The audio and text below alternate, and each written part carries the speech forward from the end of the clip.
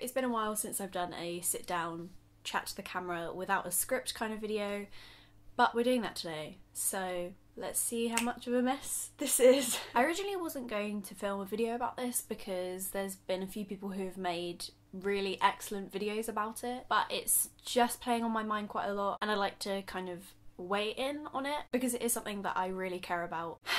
And that is David Yates announcing that Dumbledore isn't going to be explicitly gay in the new Fantastic Beasts film. In the new film, they're not going to explore Dumbledore's sexuality and they're not going to make him explicitly gay despite his relationship with Grindelwald. So I thought I'd chat a little bit about retroactive statements about your character's sexuality or gender or any kind of relation to marginalised groups. So before I start, I'd like to mention that Gemma Dunnell or A Million Mad Musings and Rowan Ellis have both made really good, insightful videos about this subject already, and I'll put them in the description. Also, Abby Bosworth made a video about queerbaiting, which is something I'm gonna most likely touch upon in this video, and I'll link that below as well because that's really good and it's a really good overall explanation of what queerbaiting is and what it means for LGBT people. A retroactive statement in this context is when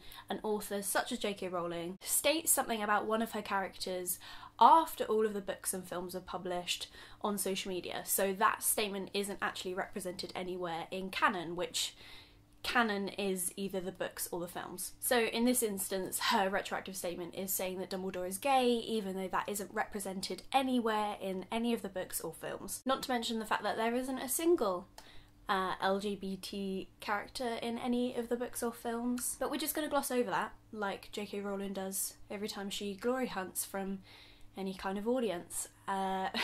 Retroactive statements about your characters, whether it be about their sexuality or their gender, does not make your story more diverse. It just shows that you couldn't be bothered to put the representation in your literature or in your films when it actually mattered. By J.K. Rowling stating that Dumbledore is gay or that Dean and Seamus were together retroactively, it just shows that she's glory hunting. She didn't actually care about making those novels and those films more diverse when they were actually created. Obviously there is an argument that these books and films came out obviously when representation wasn't seen in media and it wasn't accepted in media, but we are now in 2018 and there's a new film coming out that nobody thought would ever happen anyway. And here we are having the conversation that David Yates and her just aren't, they're not making him gay. They're not making him gay. When J.K. Rowling went to Twitter and said that Dumbledore was gay, she said, "Watch this space." Watching this space usually means that something's gonna happen. She's had the opportunity, and so is David Yates and the production team. They have that opportunity for it to happen, for the space to be filled, but they're not using it, which is really frustrating for LGBT audience members who really thought they were going to get that representation in the new films, and then it just not happened because it's not relevant to the story.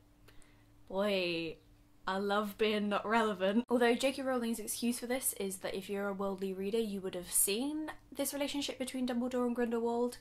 However, representation doesn't work like that. You shouldn't have to read into things in order to have representation of your identity within literature. It's actually a bit of an insult that you have to read into things to find queer relationships and representations. I also remember, but correct me if I'm wrong, that J.K. Rowling said that she was going to make Dean and Seamus a couple, however she thought it would take attention away from the Golden Trio. Us LGBT people stealing all the limelight. This retroactive statement outside of the canonical books is really frustrating. It's downright queerbaiting, and I have to say I did see a parallel between the queerbaiting that goes on in Sherlock. When fanfic writers and fan artists started creating representations of John Locke within their art, the Sherlock creators were really patronising. Oh, that's cute, but that's not how we see these two characters going. And then continued to queerbait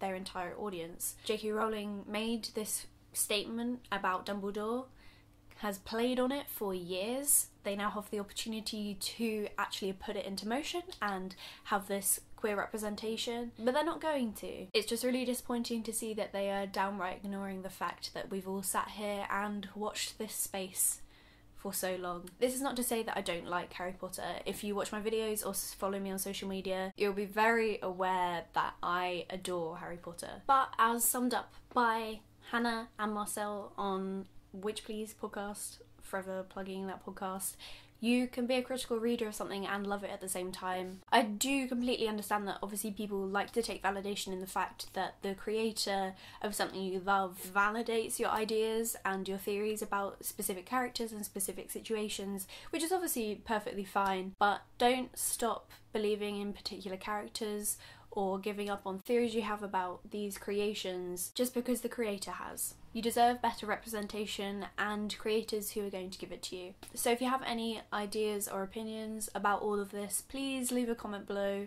and we can have a discussion about it. I used to make a lot of kind of fandom videos when I first started out on YouTube. It's been a while. It's been a hot minute since I've made anything to do with it. I will leave all of the links to the things I've mentioned in this video, the videos by Gemma and Rowan and Abby. But yeah, I hope you enjoyed this video. Thank you for watching and I'll see you in the next one.